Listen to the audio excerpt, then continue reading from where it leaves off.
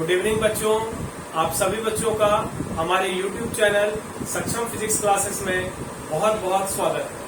आज हम लोग इलेक्ट्रोस्टैटिक्स का न्यूमेरिकल डिस्कस करने जा रहे हैं, ठीक है। तो चलिए फर्स्ट न्यूमेरिकल देखते हैं। पहला क्वेश्चन है, फर्स्ट क्वेश्चन है, a charge of 4 × 10⁻⁻6 coulomb is given to a sphere of radius 9 centimetre. तो देखिए यहाँ चार्ज का वैल्यू कितना है, 4 × 10⁻⁻6 कूलम और स्फीयर का रेडियस कितना है, रेडियस है 9 सेंटीमीटर। तो सबसे पहले सेंटीमीटर को हम मीटर में बदलेंगे, 9 × 10⁻⁻2 मीटर।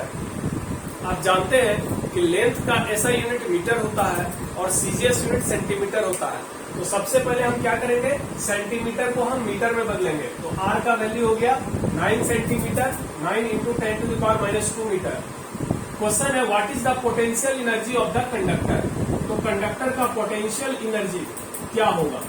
पोटेंशियल एनर्जी को यू से डिनोट करते हैं, तो यू का वैल्यू क्या होगा, कंडक्टर का पोटेंशियल एनर्जी क्या होगा।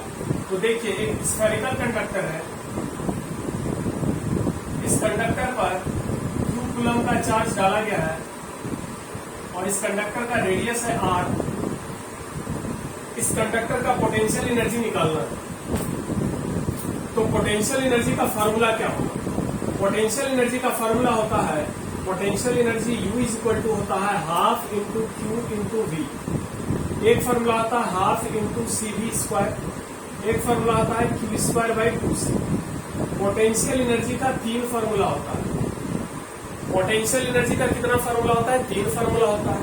यहाँ पर आप देख सकते हैं, अगर कंडक्टर का चार्ज Q हो, कंडक्टर का कैपेसिटी C हो और इसका पोटेंशियल V हो, तो Q बराबर क्या बोलते हैं, C × V। Q बराबर C × V। C बराबर क्या हो जाएगा, C बराबर हो जाएगा Q/V एंड V बराबर क्या हो जाएगा, Q/C। तो यहीं से आपको पोटेंशियल एनर्जी का 3 फॉर्मूला मिल जाएगा। पहला formula ½ × Q × V, second formula ½ × CV² and third formula Q²/2C। यहाँ से आप ये इजिली ला सकते हैं। हाफ Q का वैल्यू आप क्या रखोगे, Q का वैल्यू रखोगे C × V, तो C × V और फिर यहाँ पर × V, तो क्या हो जाएगा ½ CV²। ठीक है, फिर यहाँ से ये फॉर्मूला कैसे निकलेगा, ½ Q, V की वैल्यू क्या रखोगे, V का वैल्यू हो जाएगा Q/C, तो ये हो जाएगा Q × Q, Q²/2C। तो कहने का मतलब ये है कि पोटेंशियल एनर्जी का 3 फॉर्मूला होता है, तीनों में से किसी भी फॉर्मूले से आप इस क्वेश्चन को सॉल्व कर सकते हैं, ठीक है।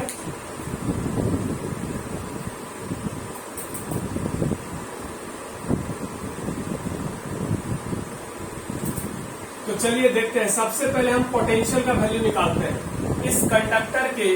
इस कंडक्टर के सरफेस पर हर जगह पोटेंशियल सेम होगा। मान लेते हैं इसके सरफेस के किसी पॉइंट का पोटेंशियल है V, तो V का फॉर्मूला होता है KQ/R। कंडक्टर के सरफेस के किसी पॉइंट पर पोटेंशियल का वैल्यू क्या होगा, KQ/R। ये हमने पढ़ाया है गॉस लॉ का जो 4th एप्लीकेशन है, उसमें देखिएगा किसी कंडक्टर के सरफेस पर जो पोटेंशियल का वैल्यू होता है वो होता है KQ/R। तो K का वैल्यू हो गया 9 × 10⁻⁹, Q का वैल्यू हो गया 4 × 10⁻⁻6 कूलम और R का वैल्यू हो गया 9 × 10⁻⁻2 मीटर। और ये ध्यान रखना बच्चों कि जो भी वैल्यू आप रखने जा रहे हो, सारा वैल्यू आपको SI में रखना है। तो K का वैल्यू SI में होता है 9 × 10⁻⁹ और Q का वैल्यू कूलम में डाला गया है 4 × 10⁻⁶ और रेडियस का वैल्यू मीटर में हो जाएगा 9 × 10⁻²।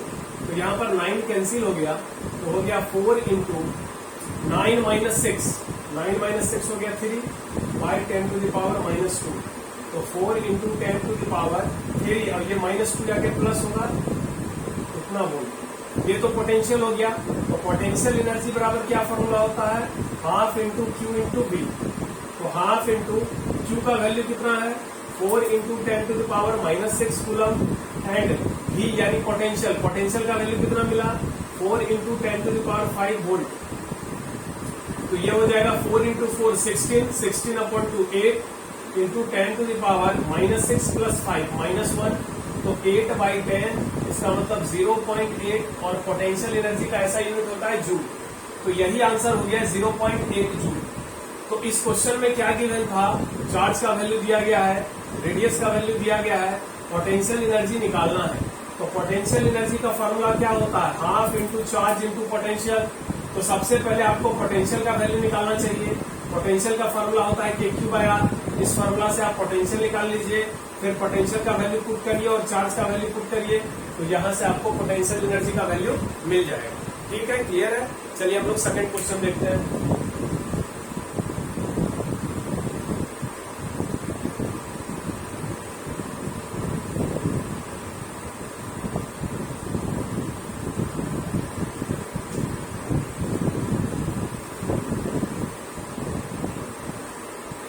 Find the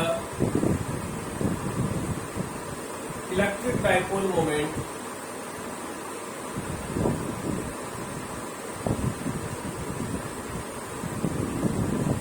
of an electric dipole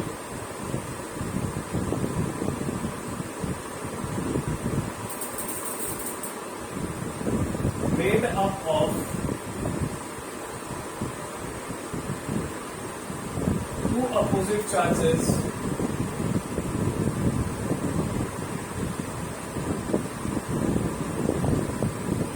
having magnitude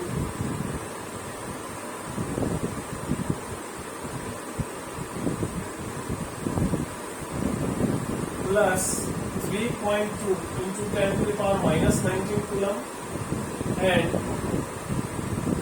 minus 3.2 into 10 to the power minus 19 coulomb separated by a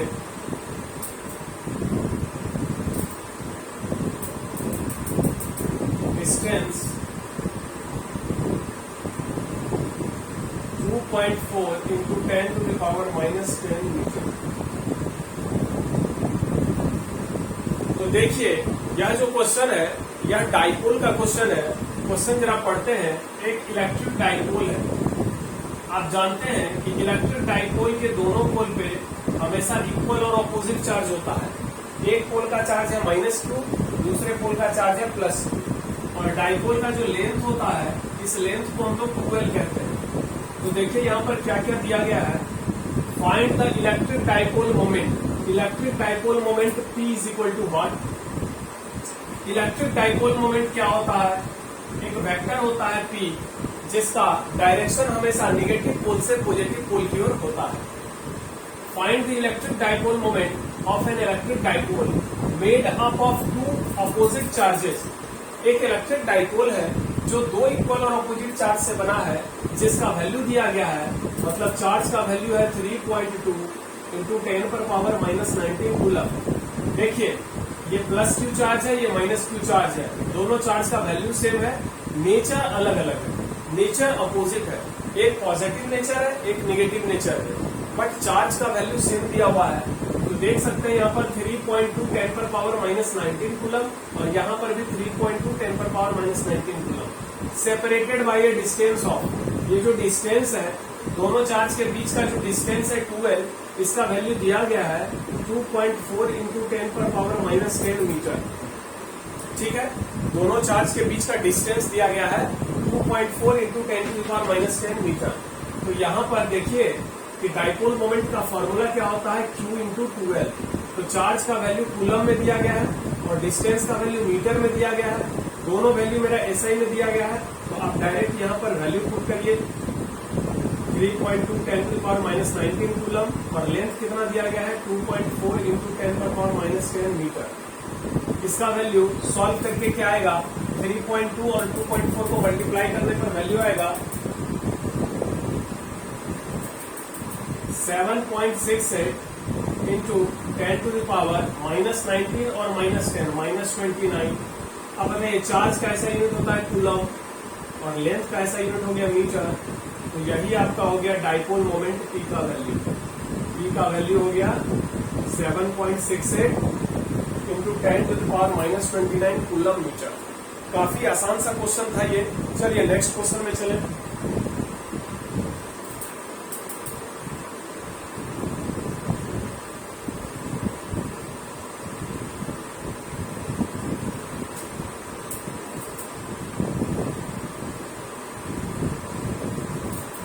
64 identical drops, each of capacity 5 microfarad, combined to form a big drop.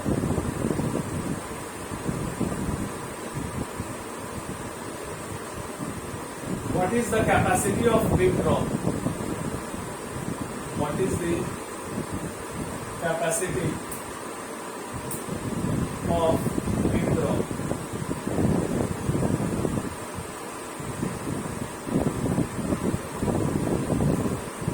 तो यहां पर देखिए छोटा छोटा droplets है जो कि combine होकर एक बड़ा सा ड्रॉप बनाता है। ये छोटा छोटा बूंद है जो कंबाइन होकर एक बड़ा सा बूंद बनाता है। ये बिग ड्रॉप है, बड़ा बूंद। और यहां पर ये छोटे छोटे बूंद है, स्मॉल ड्रॉप्स, छोटा बूंद। और ये सारा बूंद आइडेंटिकल है। आइडेंटिकल का मतलब होता है एक जैसा, यानी ये जितने भी छोटे छोटे बूंद हैं सारे बूंद बिल्कुल सेम साइज के हैं। ठीक है, मान लेते हैं बूंदों की संख्या कितनी है n, 1 2 3 4 ऐसे करके कितने बूंद हैं n। मान लेते हैं इसकी कैपेसिटी c है, इसकी भी कैपेसिटी c, इसकी भी c, क्योंकि सारे ड्रॉप्स आइडेंटिकल हैं तो सारे ड्रॉप्स की कैपेसिटी क्या होगी, c, सेम कैपेसिटी होगी। और मान लेते हैं इस बड़े वाले ड्रॉप की कैपेसिटी है c डैश, तो c डैश का फॉर्मूला होता है n⁻⁴ इंटू c। यानी बड़े बूंद का जो कैपेसिटी होगा, ये बड़े बूंद का जो धारिता होगा यानी कैपेसिटी, वो हो जाएगा n⁻⁴ इंटू छोटे बूंद का कैपेसिटी c। तो यहाँ पर आपको c डैश निकालना है, तो n का वैल्यू कितना है 64 आइडेंटिकल ड्रॉप्स, यानी बूंदों की संख्या कितनी है 64, ईच ऑफ कैपेसिटी 5 माइक्रोफैराड। तो n यानी बूंदों की संख्या हो गया 64 1/3, और प्रत्येक बूंद का कैपेसिटी है 5 माइक्रोफैराड, 5 माइक्रोफैराड। तो what is the capacity of big drop? तो बड़े बूंद का कैपेसिटी हो जाएगा 64 को लिख सकते हैं 4 इंटू 4 इंटू 4 यानी 4 का क्यूब, ये 1/3 इंटू 5, 3 कैंसिल, तो ये हो गया 4 इंटू 5 20 माइक्रोफैराड। ठीक है, ये फार्मूला आपको मैंने थ्योरी में बताया हुआ है, आप देख लेना। बड़े बूंद का कैपेसिटी होता है n पर पावर 1/3 गुना छोटे बूंद का कैपेसिटी। तो यहाँ पर n का वैल्यू है 64 और छोटे बूंद का कैपेसिटी है 5, तो 64 का क्यूब रूट हो गया 4 इंटू 5 कितना हो जाएगा 20 माइक्रोफैराड। क्लियर है? चलिए नेक्स्ट क्वेश्चन चलें।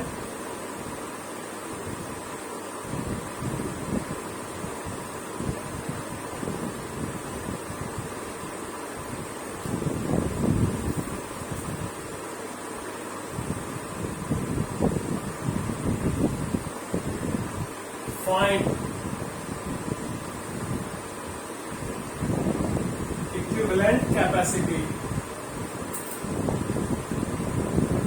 between points A and B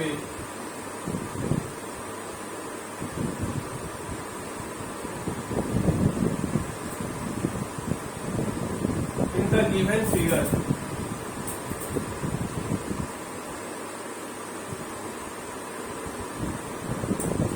पहला डायग्राम है,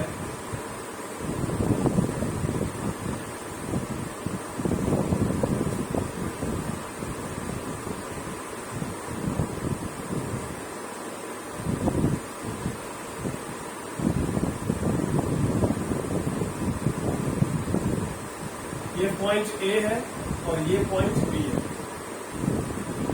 सारे कैपेसिटर की कैपेसिटी 4 माइक्रोफैराड है।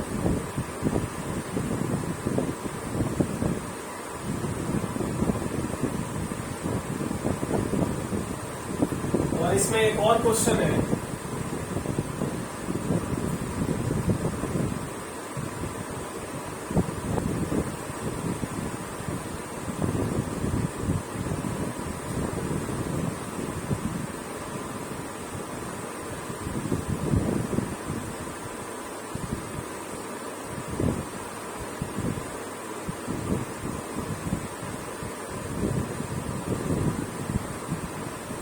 यहाँ पर जो कैपेसिटी है, ये पॉइंट है ए, ये वाला पॉइंट है B,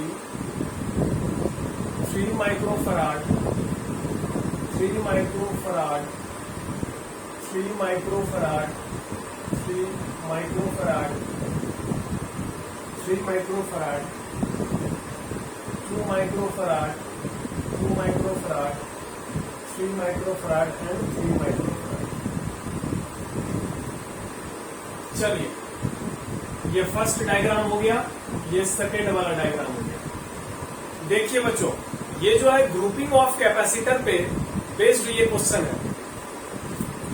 find equivalent capacity between points A and B. यहां पर है पॉइंट ए और यहां पर है पॉइंट बी। तो यहां पर दो डायग्राम है, ये फर्स्ट डायग्राम है, ये सेकेंड डायग्राम है। दोनों डायग्राम में आपको एक ही चीज पूछ रहा है कि इक्विवेलेंट कैपेसिटी का वैल्यू निकालना है।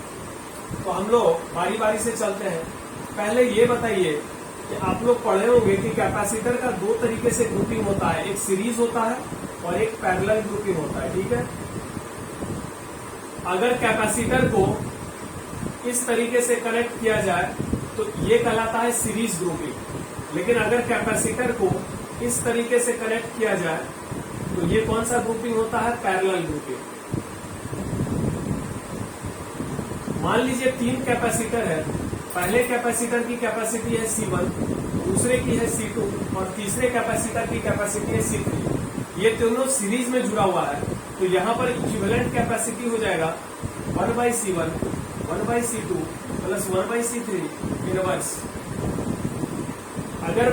अगर मान लीजिए 3 कैपेसिटर सीरीज में जुड़ा हुआ है तो इक्विवेलेंट कैपेसिटी का ये फॉर्मूला होता है। अब मान के चलिए कि यह तीनों कैपेसिटर सेम कैपेसिटी है। मान के चलिए इसका कैपेसिटी है C, इसका भी है C, इसका भी है C। अगर तीनों का कैपेसिटी इक्वल होगा तो फिर इक्विवेलेंट कैपेसिटी क्या हो जाएगा, 1/C plus 1/C plus 1/C inverse. तो ये हो जाएगा 3/C इनवर्स। तो सॉल्व करके क्या आ जाएगा, C/3। 3/C का उल्टा क्या होगा, C/3। तो अगर 3 कैपेसिटर, तीनों का कैपेसिटी इक्वल हो और सीरीज में जुड़ा हुआ हो C, तो क्या हो जाएगा, C/3। 4 कैपेसिटर सीरीज में हो तो C/4, 5 इक्वल कैपेसिटर सीरीज में हो C/5, 6 इक्वल कैपेसिटर सीरीज में हो C/6। ऐसे ही होगा। पैरेलल में कैसे निकालेंगे, मान लीजिए 3 कैपेसिटर है, पहले की कैपेसिटी है C1, दूसरे की C2 और तीसरे की C3। ये तीनों पैरेलल में कनेक्ट है, तो equivalent capacity C1 plus C2 plus C3, यानी पैरेलल में सीधा प्लस करेंगे और सीरीज में क्या करेंगे, ये इनवर्स वाला फॉर्मूला इस्तेमाल करेंगे सीरीज में। अब देखो सीरीज में कैपेसिटर क्या होता है, अगर कैपेसिटर सीरीज में हो तो कैपेसिटर से सेम चार्ज फ्लो होगा। मान लीजिए इस कैपेसिटर पे Q कूलम का चार्ज है तो इस पर भी Q होगा, इस पर भी Q होगा। यानी अगर कैपेसिटर सीरीज में होगा तो चार्ज सेम फ्लो होगा, ठीक है। जबकि वोल्टेज क्या होगा, बटेगा। यहाँ पर वोल्टेज होगा V1, यहाँ V2, यहाँ V3। जबकि पैरेलल में क्या होता है, चार्ज डिफरेंट होता है, इस पे Q1, इस पे Q2, इस पे Q3, लेकिन वोल्टेज सेम होता है। पैरेलल में चार्ज क्या होगा, डिफरेंट होगा, पोटेंशियल सेम होगा। सीरीज में चार्ज सेम होगा, पोटेंशियल डिफरेंट होगा, ठीक है। अब चलिए क्वेश्चन को सॉल्व करते हैं।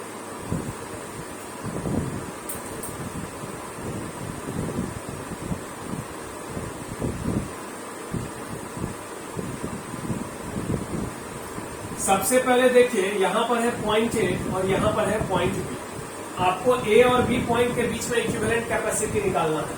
तो हम यहां पर क्या करते हैं, पॉइंट ए लिखते हैं और यहां पर क्या लिखते हैं, पॉइंट बी, ठीक है। यहाँ पॉइंट ए है, यहाँ पॉइंट बी है, ठीक है। Point A, point B.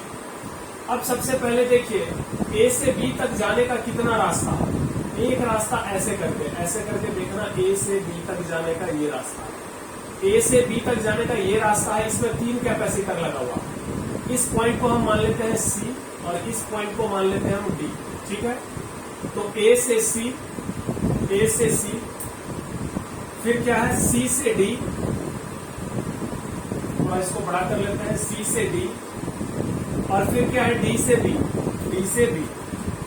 A से C के बीच में एक कैपेसिटर है, तो यहाँ पर एक कैपेसिटर लगाएंगे। इसका कैपेसिटी कितना है, 4 माइक्रोफैराड। सी से डी के बीच में एक कैपेसिटर है, तो यहाँ पर भी एक जोड़ दो 4 माइक्रोफैराड। फिर डी से बी के बीच में एक कैपेसिटर है, यहाँ पर भी लगा दो 4 माइक्रोफैराड।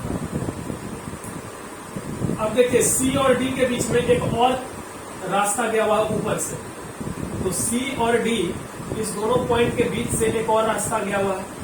देख रहे हो, बिंदु सी और बिंदु डी एक और रास्ता है ऊपर से, तो इसी रास्ता को हमने बनाया।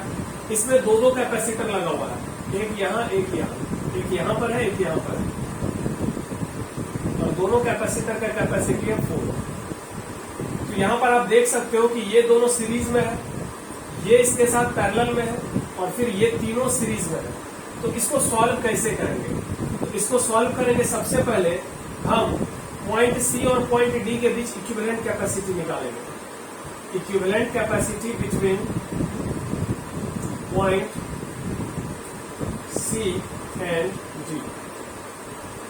पॉइंट सी और पॉइंट डी, ध्यान से देखिए, ये दोनों जो पॉइंट है इसके बीच में 3 कैपेसिटर जुड़ा हुआ है।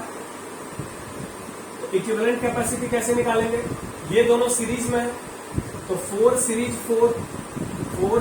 4, और लेकिन ये वाला जो 4 है इसके साथ पैरेलल में है, तो पैरेलल 4। ध्यान से समझिएगा, ये 4 इन दोनों 4 के साथ पैरेलल में है, लेकिन ये दोनों 4 किस में है? सीरीज में।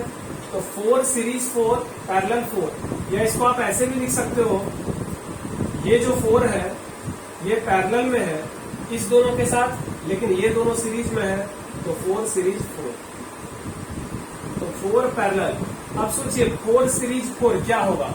अगर दो कैपेसिटर की कैपेसिटी सेम हो, सी और सी हो, और सीरीज में हो, तो क्या हो जाएगा? C/2 हो जाएगा। सीरीज में क्या होता है? 1/C प्लस 1/C का इनवर्स, 2/C का इनवर्स, कितना हो जाएगा? C/2। तो यहाँ पर कितना है? 4 सीरीज 4, तो क्या हो जाएगा? 4/2। 4 पैरेलल, 4/2 कितना हो गया? 2। 4 पैरेलल 2, और पैरेलल में क्या करते हैं? सीधा ऐड करते हैं, तो 4 + 2 कितना हो जाएगा? 6 माइक्रोफैराड। तो पहले क्वेश्चन का आंसर मिल गया। सॉरी, ये तो हमारा सी और डी के बीच में इक्विवेलेंट कैपेसिटी निकला। अब हम क्या करते हैं? ए और बी के बीच में निकालते हैं, ठीक है? तो अब ए और बी के बीच में कैसे निकालेंगे, ये देखिए। तो पॉइंट सी और पॉइंट डी, ये दोनों पॉइंट के बीच में 3 कैपेसिटर है, ये दोनों सीरीज में है, तो 4 और 4 इन दोनों का सीरीज कितना हो जाएगा? 2। ऐसे लिखोगे ना, 1/4 प्लस 1/4 का इनवर्स, यानी 2/4 का इनवर्स, तो कितना हो जाएगा?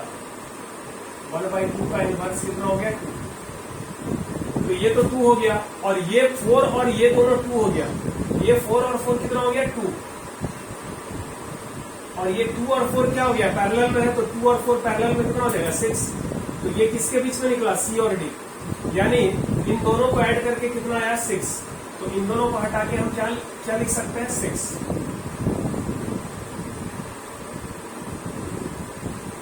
अब देखो, ए और बी के बीच में कितना कैपेसिटर है? 3। ये तीनों कैपेसिटर किसमें है? सीरीज। तो हम यहाँ पर लिखेंगे equivalent capacity between points A and B. तो ए और बी के बीच में इक्विवेलेंट कैपेसिटी कैसे निकलेगा? तो ये 4 सीरीज में है 6 के साथ, सीरीज में है 4 के साथ, तो कितना हो जाएगा? 1/4 प्लस 1/6 प्लस 1/4 इनवर्स, तो ये कितना हो जाएगा?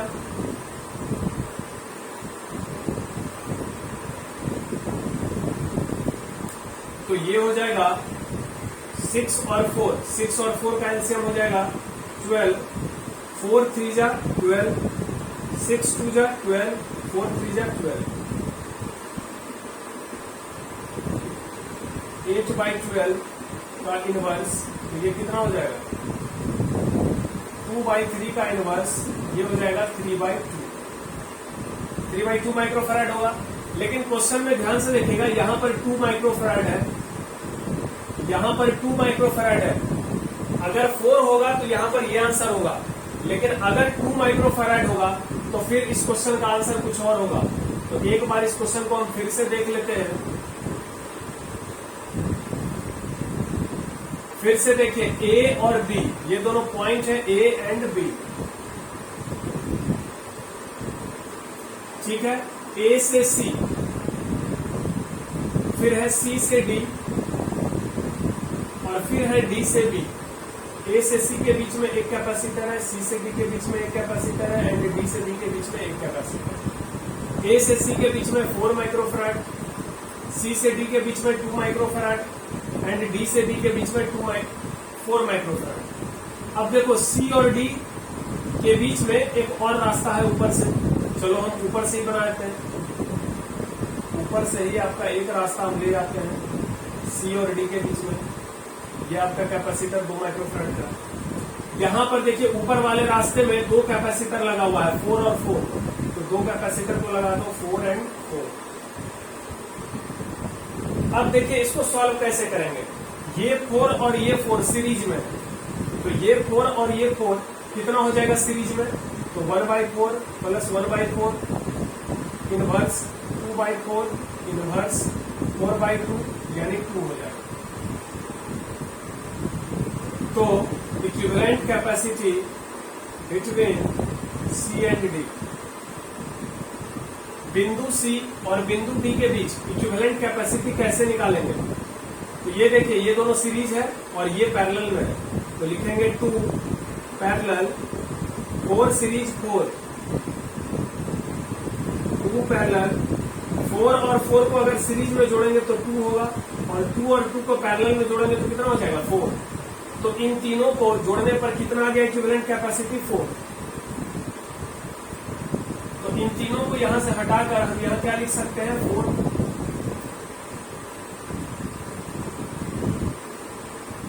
अब हम लिखेंगे equivalent capacity between point A and B.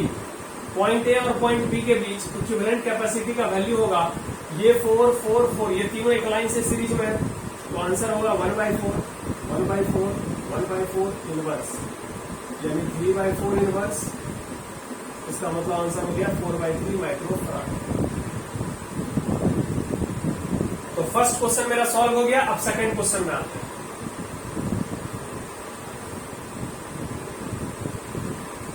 यहां पर देखिए ये वाला जो आपका नेटवर्क दिया गया है, इसमें इस पॉइंट को हम मान लेते हैं सी, इस पॉइंट को मान लेते हैं डी, इस पॉइंट को मान लेते हैं ई और इस पॉइंट को मान लेते हैं एफ।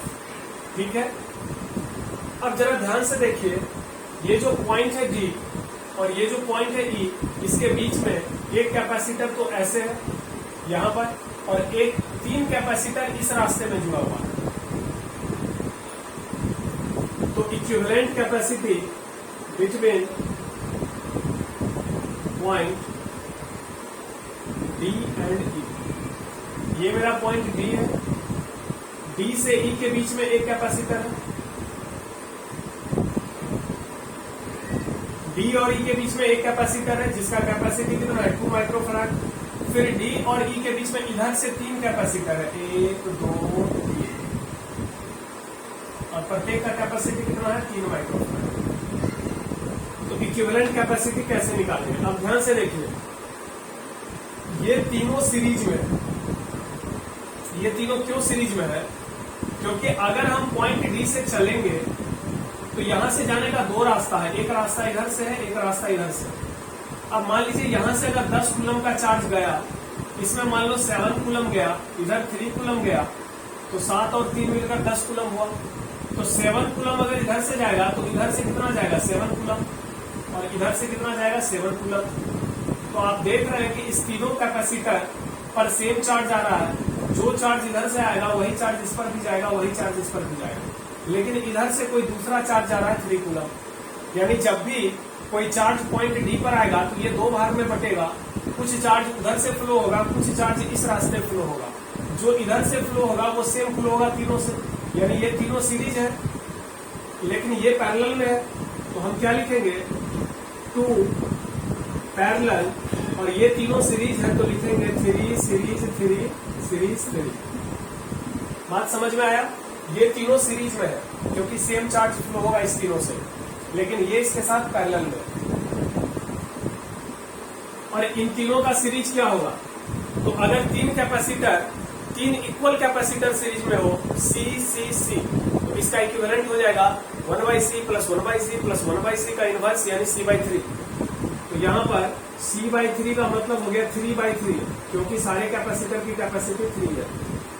तो 2 पैरेलल 3/3 कितना हो गया 1, 2 और 1 कितना हो गया 3। इसका मतलब ये जो 3 कैपेसिटर है इस तीनों को जोड़ने पर कितना आ गया 1, और फिर ये दोनों पैरेलल है तो 2 और 1 जुड़कर कितना हो गया 3। तो यहाँ पर डी और ई के बीच में टोटल कैपेसिटी कितना आ रहा है 3 माइक्रोफैराड। बिंदु डी और बिंदु ई के बीच में इक्विवेलेंट कैपेसिटी कितना आ गया 3 माइक्रोफैराड। तो अब हम क्या करेंगे, ये पॉइंट डी है और ये पॉइंट ई है, इसके बीच में सारे कैपेसिटर को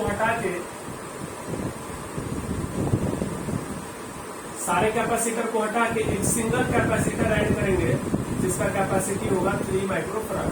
ठीक है, अब हम चलते हैं बिंदु सी और एफ के बीच में, इस पॉइंट को हटा दें। सी और एफ के बीच में फिर देखिए वही बात है, ये पॉइंट है सी और नीचे में पॉइंट है एफ।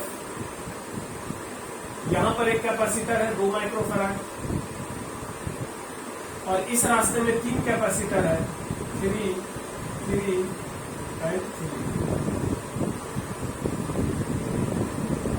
ये तीनों सीरीज में है और ये तीनों सीरीज में है, लेकिन ये इसके साथ पैरेलल में है। तो equivalent capacity between point C and F, C और एफ के बीच में इक्विवेलेंट कैपेसिटी क्या होगा, तो 2 पैरेलल 3 सीरीज 3 सीरीज 3। तो आंसर कितना आ जाएगा 3 माइक्रोफैराड। यानी यहाँ पर 4 कैपेसिटर 1 2 3 4, ये तीनों सीरीज में है, तो वैल्यू कितना हो गया इन तीनों का 1 हो जाएगा। ऐसे लिखिएगा ना 1/3 + 1/3 + 1/3 इनवर्स 3/3 इनवर्स 1 इनवर्स, तो 1 का उल्टा 1 होगा। तो इन तीनों को ऐड करेंगे सीरीज में तो 1 आएगा, और 1 और 2 को पैरेलल में ऐड करेंगे तो कितना हो जाएगा 3। तो यानी सी और एफ के बीच में ये जो 4 कैपेसिटर लगा हुआ है, इस चारों को हटाकर यहाँ पर एक सिंगल कैपेसिटर डाल दो 3 microfarad.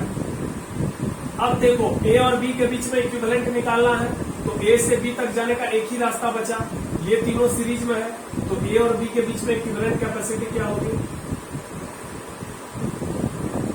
Equivalent capacity between points A and B is equal to 3 series 3 series 3 3 series 3 series 3।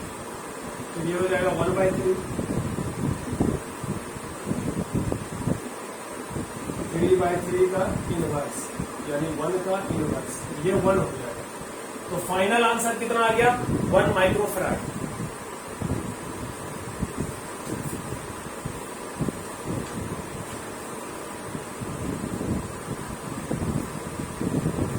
चलिए नेक्स्ट क्वेश्चन देखते हैं, question number 5।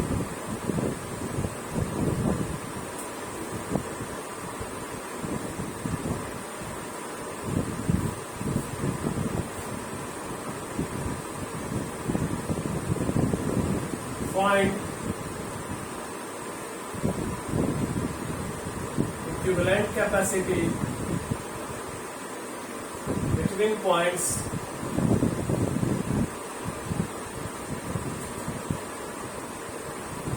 first A and C, second A and B।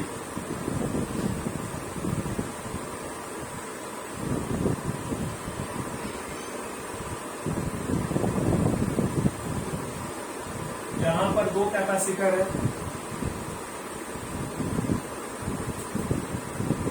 यहाँ पर भी 2 कैपेसिटर है, यहाँ पर भी 2 कैपेसिटर है। सारे कैपेसिटर की कैपेसिटी सेम है।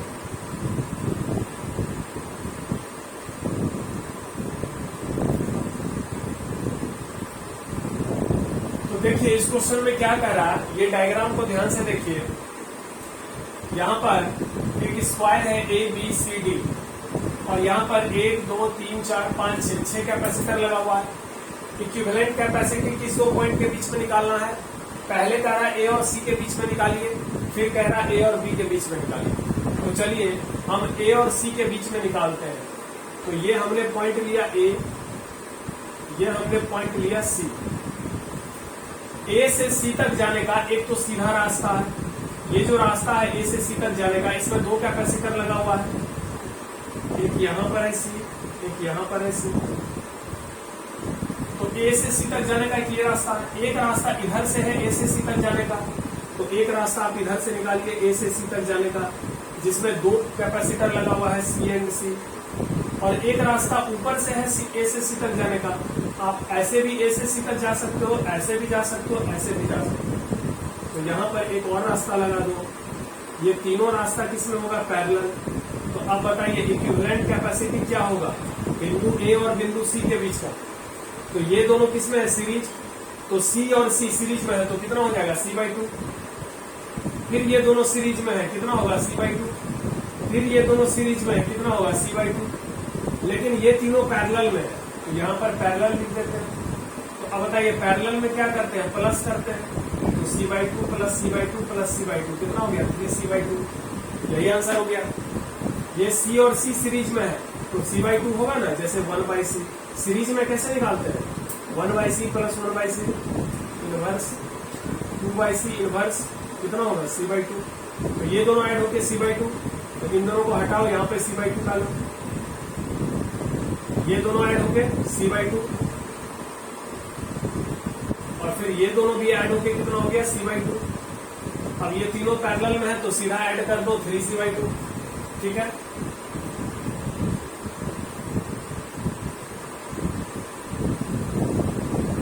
फिर क्या कह रहा है? ए और बी पॉइंट के बीच में, यानी ए और बी। तो यहां पर हम लिखेंगे ए, यहां पर लिखेंगे बी। ए से बी तक जाने का ये वाला रास्ता है जिसमें कि एक ही कैपेसिटर लगा हुआ है। ए से बी जाने का ये वाला जो रास्ता है इसमें एक कैपेसिटर है। फिर एक रास्ता है ए से सी, सी से बी, ए से सी एंड सी से बी। ए से सी के बीच में दो कैपेसिटर जुड़ा हुआ है। तो ए से सी के बीच में 2 कैपेसिटर है, एक यहाँ है एक यहाँ। इसका वैल्यू सी।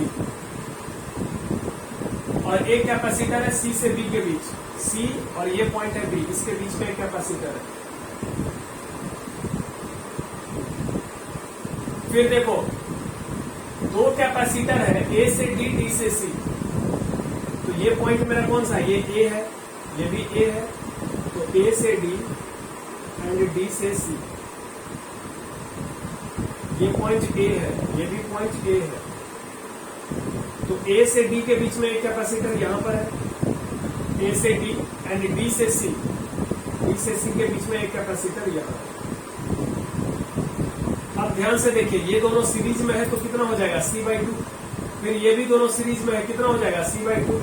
फिर ये दोनों पैरेलल में है तो कितना हो जाएगा? ये दोनों C/2 हो गया, ये दोनों C/2 हो गया। ये दोनों पैरेलल में है तो सीधा ऐड होगा तो कितना हो जाएगा? C। यानी इस चारों को अगर हम ऐड करेंगे तो कितना हो जाएगा? C/2 प्लस C/2 यानी C हो जाएगा। तो इस चारों को यहां से हटा के हम क्या लिख सकते हैं? C। अब यहां से सोचिए ये दोनों सीरीज में है तो कितना हो जाएगा? C/2। ये दोनों सीरीज में है C/2, लेकिन ये इसके साथ पैरेलल में है तो प्लस C। तो आंसर कितना हो जाएगा? 3C/2। क्लियर है? ये दोनों सीरीज में होगा क्योंकि भाई ए से बी तक जाने का यहाँ पर किसके बीच में कैपेसिटी निकालना? ए और बी। तो ए से बी जाने का एक रास्ता सीधा है, एक रास्ता ऐसे करके है और एक रास्ता ऐसे करके है। तो पहले नीचे वाले पोर्शन को भूल जाओ, इन दोनों को ऐड करो। ये दोनों सीरीज में है क्योंकि इधर से जाओगे तो सेम चार्ज फ्लो होगा। तो ये C और C कितना हो जाएगा? C/2। फिर ये दोनों भी सीरीज में है तो कितना हो जाएगा? C/2। फिर ये दोनों पैरेलल में है तो पैरेलल में सीधा ऐड होता है C/2 प्लस C/2 कितना हो जाएगा? C। अब देखो जहां से जब आप जाइएगा तो एक रास्ता इधर है और एक रास्ता इधर से, ये दोनों किसमें आ जाएगा? सीरीज में। जबकि तो ये दोनों सीरीज में अगर आएगा क्योंकि जो भी चार्ज इधर से जाएगा, मान लो 10 कूलम इधर से जाएगा तो इधर गया 3 कूलम, इधर गया 7 कूलम, तो इससे भी तो 7 कूलम भी जाएगा। ये दोनों सीरीज हो गया तो ये C और C ऐड होकर कितना हो जाएगा? C/2। और ये C/2 और ये C पैरेलल में है तो C/2 प्लस C कितना हो जाएगा? 3C/2। तो इस तरीके से ग्रुपिंग ऑफ कैपेसिटर का क्वेश्चन हम लोग सॉल्व करते हैं।